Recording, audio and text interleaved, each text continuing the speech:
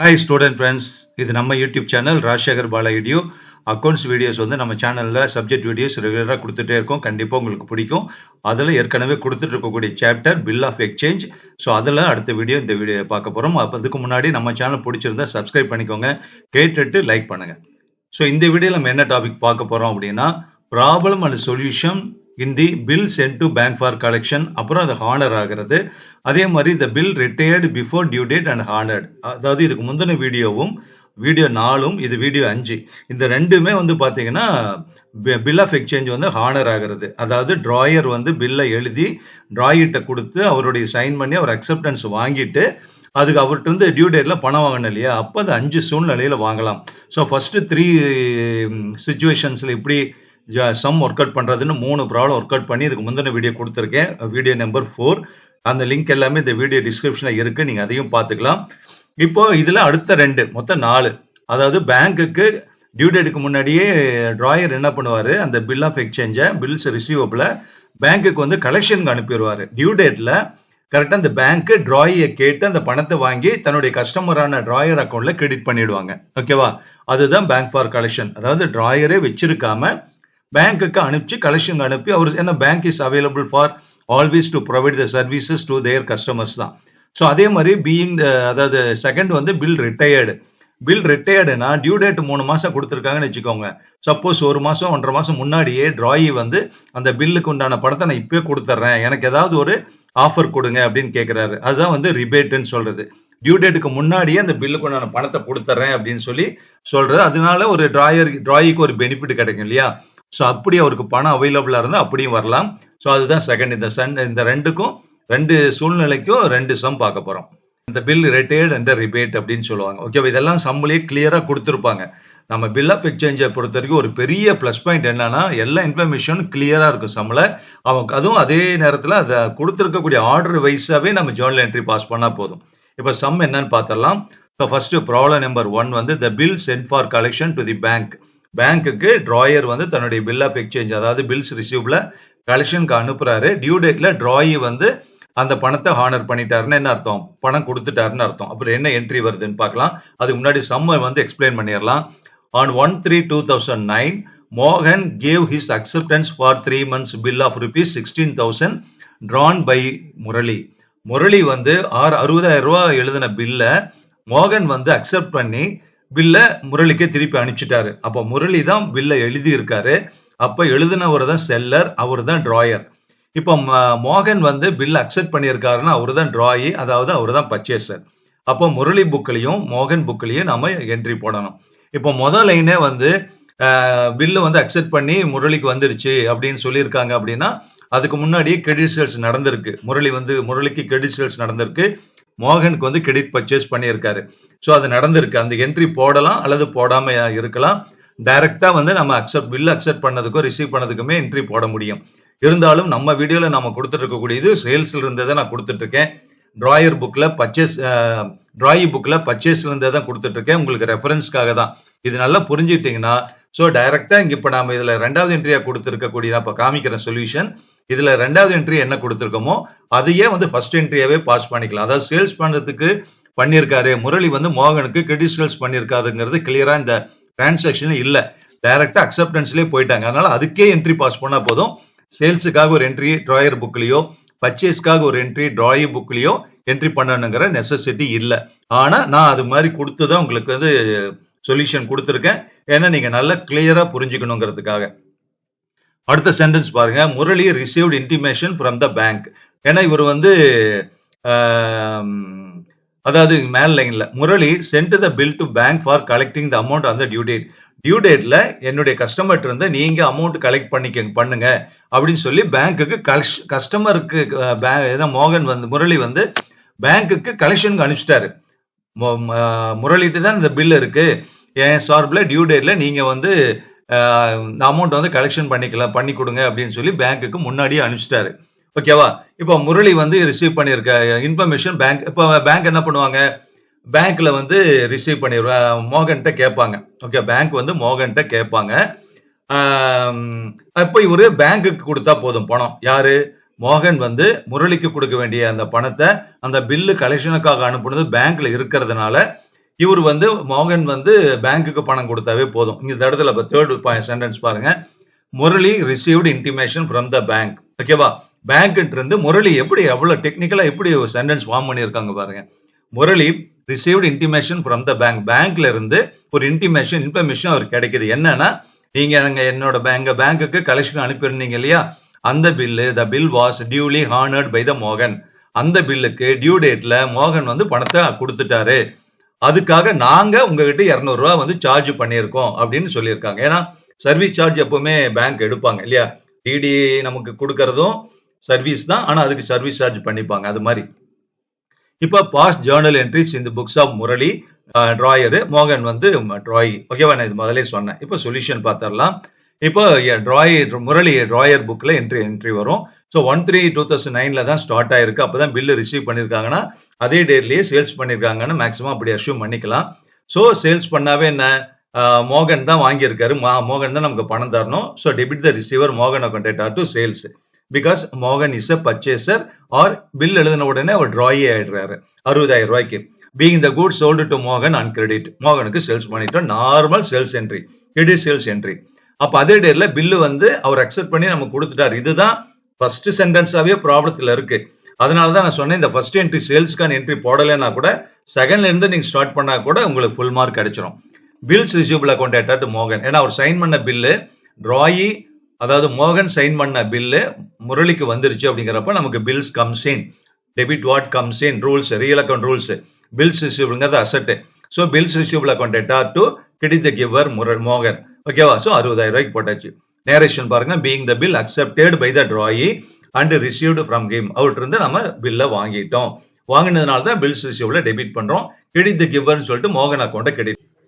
இப்ப third entry பாத்தீங்கன்னா 1/3/2009 அதே நாள் தான் அப்படின்னு எடுத்துக்கணும். ஏன்னா எந்த டேட்ல பேங்க்குக்கு வந்து கலெக்ஷனுக்கு அனுப்புனாரு அப்படிங்கறத டேட் மென்ஷன் பண்ணாதனால நம்ம பில் எழுதின தேதியிலேயே நம்ம வந்து கலெக்ஷனுக்கு அனுப்புறதை எடுத்துக்கலாம். So bill for collection account data.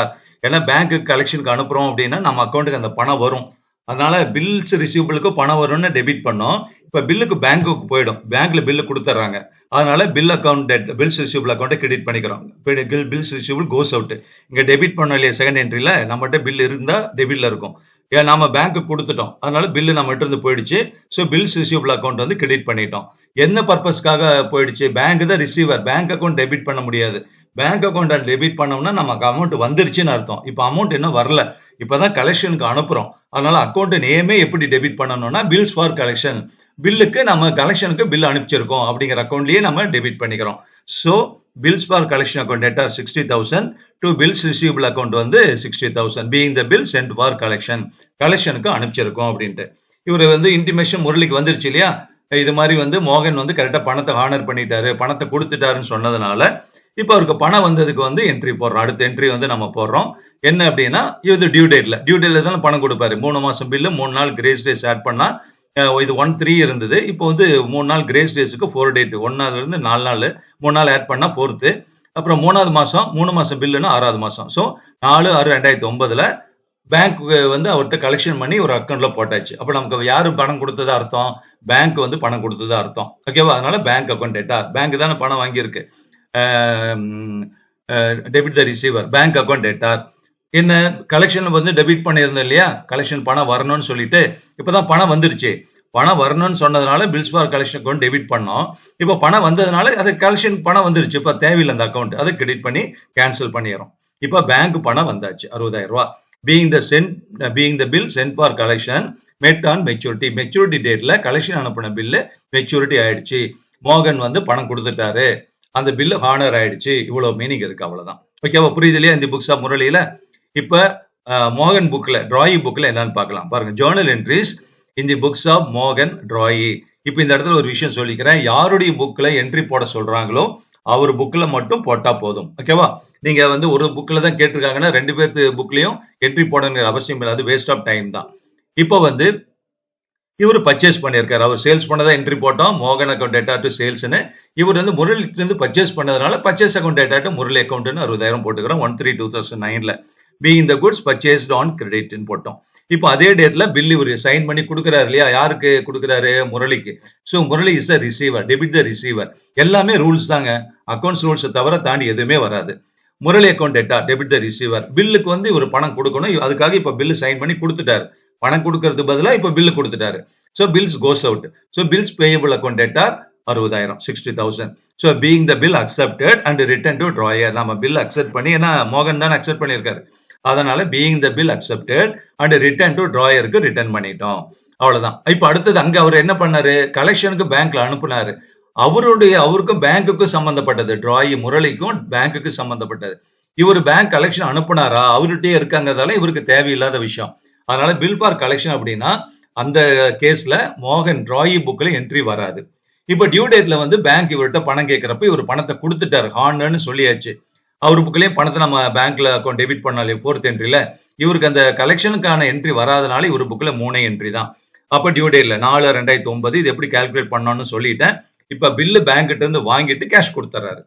ஓகேவா? So bills payable account debtor, bill நம்ம பணம் கொடுக்கணும்னு கிரெடிட் பண்ண இல்லையா, பில் கோஸ் அவுட்னு சொல்லி. இப்ப பில்லு வந்துருச்சு நமக்கு, பில்ஸ் பேயபிள் வந்து வாங்கிட்டு திரும்ப டெபிட் வாட் கம்ஸ் இன், அதனால பில்ஸ் பேயபிள் அக்கௌண்ட் டேட்டா. அதுக்கு பதில் என்ன கொடுத்துட்டோம், பேங்க்ல கேஷ் கட்டிட்டோம். அந்த பேங்க் அதை வாங்கி முரளி அக்கௌண்ட்ல கிரெடிட் பண்ணிப்பாங்க. ஓகேவா? Bills payable account data to cash account 60,000 being the bill for collection honoured on new date. பேங்க்ல ஒரு கட்டினதுனால இங்க பில் ஃபார் கலெக்ஷன் ஒரு வார்த்தை கொடுத்துருக்கேன் புரியறதுக்காக. இல்லைன்னா அது கூட தேவையில்லை. ஏன்னா நான் தான் சொன்னேன் இல்லையா, பில் ஃபார் கரெக்ஷனை பத்தி ஒரு ஒரே கிடையாது, ஒரு என்ட்ரியே போட மாட்டாரு. So being the bill honoured on due date, அவ்வளவுதான். பீயிங் த பில் ஹானர்ட்னு போட்டா கூட போதும், நேரேஷன் இருக்கணும், சிம்பிளா இருந்தாவே போதும். அந்த டிரான்சாக்ஷனுக்கான நேச்சரை மட்டும் நீங்க சிம்பிளா சொன்னா போதும். புரியுது இல்லையா? Problem number 2. Arul gave his acceptance for Ajay's 4 months bill. அஜய்ங்கிறவருடைய 4 மாசம் பில்ல அருள் வந்து அக்செப்ட் பண்ணிட்டாரு. அப்ப அஜய் வந்து டிராயர், அவரு தான் எழுதியிருக்காரு பில்லு 4 மாசத்துக்கு. அப்ப அருள் வந்து சைன் பண்ணி கொடுத்துட்டாரு. Ajay is a drawer, Arul is a drawee. ஓகேவா? For 24,000 on 1/1/2008, 1 month before the due date, Arul paid the amount of the bill at 5% per annum. ஓகேவா? அப்ப ஒரு மாசம் டியூ டேட்டுக்கு முன்னாடி அருள் வந்து 5% ரிபேட்ல பில் பணத்தை கொடுத்துட்டாரு. ஓகேவா? அப்படின்னு சொல்றாங்க. அப்ப நடுவில் என்ன நடந்திருக்கு, ஒரு மாசம் முன்னாடி நான் பணம் கொடுத்துறேன், எனக்கு ஏதாவது ரிபேட் பண்ணி கொடுங்க அப்படின்னு கேட்டிருக்காரு அருள். அது வந்து அஜய் அக்செப்ட் பண்ணிட்டாரு. அக்செப்ட் பண்ணதுனால 5% ரிபேட் தரேன்னு சொன்னதுனால 5% ரிபேட் போக, இல்ல ரிபேட்னா ஆஃபர் யாருக்கு, டிராயிக்கு, அருளுக்கு. அதனால அதை கழிச்சது போக மீதி அமௌண்ட்டை வந்து அருள் வந்து கொடுத்துட்டாரு. அவ்வளவுதான். 2 டிரான்சாக்ஷன் இருக்கு. நான் வந்து அந்த சேல்ஸ்ல இருந்து நான் என்ட்ரி போடுறேன். Pass the necessary journal entries in the books of both the parties. இப்போ சொல்யூஷன் பார்த்துருவோம். 1/1/2008ல அருள் அக்கௌண்ட் டேட்டா சேல்ஸ் பண்ணது அருள் தானே. இது வந்து அஜய் புக்ல, டிராயர் புக்ல டெபிட் த ரிசீவர் வந்து Arul account data to sales account 24,000 போட்டாச்சு. Being the good sold to Arul on credit. இப்போ பில்ஸ் ரிசீவபிள் வந்து நாம வந்து வாங்குறோம், அவர் சைன் பண்ணி கொடுத்துனா வாங்குறோம். Bills receivable comes in, bills receivable account data to data 24,000 to credit the giver, Arul வந்து கிரெடிட் பண்ணிட்டோம். இது நார்மலா எல்லா சமலையும் இது வரும். இப்போ தேர்ட் என்ட்ரிக்கு போறோம். தேர்ட் என்ட்ரில பாத்தீங்கன்னா இவர் தான் அக்செப்ட் பண்ணிட்டார்ல, அஜய் வந்து எனக்கு 5% ரிபேட் நீங்க எடுத்துக்கிட்டு எனக்கு மீதி பணத்தை கொடுத்துருங்கன்னு சொல்றாரு. இப்ப ஆக்சுவலா 4 மாசம் அப்படின்னா டேட்ல 3 கிரேஸ் டேஸ் ஆட் பண்ணா 4 வரும். 1வது மாசத்தோட 4 மாசம் பில்லுன்னா 5 வரணும் இல்லையா, 1ஓட ஆட் பண்ணா 5வது மாசம் வரணும். அது 4, 5 வரணும். இவர் ஒரு மாசம் முன்னாடியே நான் பணம் தரேன்னு சொன்னதுனால டியூ டேட் வரைக்கும் வெயிட் பண்ண வேண்டியதில்லை. 4/5/2008 போட வேண்டியதில்லை. ஒரு மாசம் கழிச்சுட்டு 4/4/2008ன்னு போட்டுக்கலாம். இவருக்கு பணம் வந்துருச்சு. எவ்வளவு பணம் வருது, 24,000 வரல. அந்த 5% டிஸ்கவுண்ட் போக, டிஸ்கவுண்ட் எப்படி ரிபேட் போக, ரிபேட் எப்படி கால்குலேட் பண்றோம், பில்லுனுடைய அமௌண்ட் 24,000, 5% ரிபேட் வருஷத்துக்குன்னு சொன்னதுனால 5% போட்டுக்கிறோம். வருஷத்துக்கு 5%, ஆனா ஒரு மாசம் முன்னாடி தானே பணம் கொடுக்குறாரு. அந்த ஒரு மாசத்துக்கு உண்டான ரிபேட்டை மட்டும் ஒரு கழிச்சுட்டு மீதி அனுப்பியிருப்பாரு. அதனால ஒரு மாசங்கிறப்ப 1/12, 2 months முன்னாடினா 2/12 அப்படி போட்டுக்கலாம். இப்ப சிம்பிளிஃபை பண்ணீங்கன்னா 100 rupees வருது. அப்ப 24,000 வர வேண்டிய அமௌண்ட்டுக்கு பதிலா ரிபேட் இவர் அலோவ் பண்ணிடுறாரு டிராய்க்கு. அப்ப 100 rupees போக 23,900 கேஷ் ரிசீவ் பண்ணிடுறாரு. Debit what comes in cash account data. ரிபேட்னால அப்ப 100 rupees இவருக்கு எக்ஸ்பென்ஸ் தானே, ரிபேட் அக்கௌண்ட்டை டெபிட் பண்ணிக்கலாம். இவர் ஃபைனல் அக்கௌண்ட்ஸ் ப்ரிப்பேர் பண்றப்ப இந்த ரிபேட்டை ப்ராஃபிட் அண்ட் லாஸ் அக்கௌண்ட்ல டெபிட் பண்ணிடுவார். 100 rupees ரிபேட்டுக்கு 100 rupees போக ரிமைனிங் அமௌண்ட் வந்துருச்சு. நேரேஷன் பாருங்க, being the bill retired under rebate. ஓகேவா? இப்போ வந்து பாத்தீங்கன்னா அடுத்தது அருள் புக்ல, டிராயி புக்ல இவர் பர்ச்சேஸ் பண்ணியிருக்காரு 1/1/2008ல. Purchase account data to Ajay 24,000 நமக்கு தெரியும். இப்ப பில்ல வந்து அக்செப்ட் பண்ணி அனுப்பிச்சிட்டாரு. So Ajay receiver, Ajay account data to bills payable 24,000. Okay. இப்ப வந்து பில்லுக்கு வந்து இவரு ஒரு மாசம் முன்னாடியே பணத்தை கொடுத்துறாரு இல்லையா. அதனால பில்லை வாங்கிட்டு பணத்தை கொடுக்குறாரு. Bills comes in, bills payable account debtor. ஓகேவா? எவ்வளவு பணம் கொடுக்குறாரு? கால்குலேஷன் அங்கேயே போட்டோம் இல்லையா டிராயர் புக்ல, அதனால திருப்பி இங்க கால்குலேட் பண்ண வேண்டிய அவசியமே இல்லை. இவர் எவ்வளவு பணம் கொடுக்குறாரு? 23,900. Credit what goes out. Cash வந்து 23,900 கொடுத்துறாரு, கிரெடிட் பண்ணிட்டோம். எதனால கொடுத்தாரு 100 ரூபாய் கம்மியா? ரிபேட் வந்து டிராயர் கொடுத்ததுனால. சோ ரிபேட் வந்து 100 rupees. அதனால 100 rupees ரிபேட் கழிச்சுட்டு 23,900 கொடுத்துறாரு டிராயருக்கு 24,000க்காக. ஏன்னா 100 rupees அவர் ரிபேட் கொடுத்ததுனால டிராய்க்கு வந்து அந்த ரிபேட் இன்கம், அதனால ரிபேட்டை கிரெடிட் பண்ணிக்கிறோம் நாமினல் அக்கௌண்ட். அவருக்கு வந்து டிராயர் புக்ல அது எக்ஸ்பென்ஸுங்கனால பாருங்க ரிபேட் வந்து டெபிட் பண்ணிட்டோம் 100 rupees. புரியுது இல்லையா? ரொம்ப கிளியரா சொல்லியிருக்கேன். புரியலன்னா ஒன்ஸ் அகைன் பாருங்க. இல்ல மேற்கொண்டு ஏதாவது டவுட் இருந்ததுன்னா கமெண்ட் பாக்ஸ்ல சொல்லுங்க. ஓகேவா? இது வந்து வீடியோ நம்பர் 5 பில் ஆஃப் எக்ஸ்சேஞ்சில் நாம 2 ப்ராப்ளம் ஒர்க் பண்ணி கொடுத்துருக்கோம். இன்னும் தொடர்ந்து வீடியோ வரும். டவுட் இருந்தா கேளுங்க, சொல்லுங்க. செகண்ட் அண்ட் தேர்ட் இயருக்கு எக்ஸாம் ஸ்டார்ட் பண்றதுக்கு சில யூனிவர்சிட்டிஸ் எல்லாம் வந்து டேட் கொடுத்துட்டாங்க. ஃபர்ஸ்ட் இயர்ஸ்க்கு இன்னும் கொடுக்கல. இது வந்து ஃபர்ஸ்ட் இயர் சிலபஸ் தான். உங்களுக்கு மேக்ஸிமம் இன்னும் 20-25 டேஸ்க்கு மேல இருக்கு. அதுக்குள்ள ஓரளவுக்கு நம்ம வீடியோ நம்ம சேனல் இருந்து வீடியோ வரும். நீங்களும் நல்லா ரிவிஷன் பண்ண முடியும். தேங்க்யூ.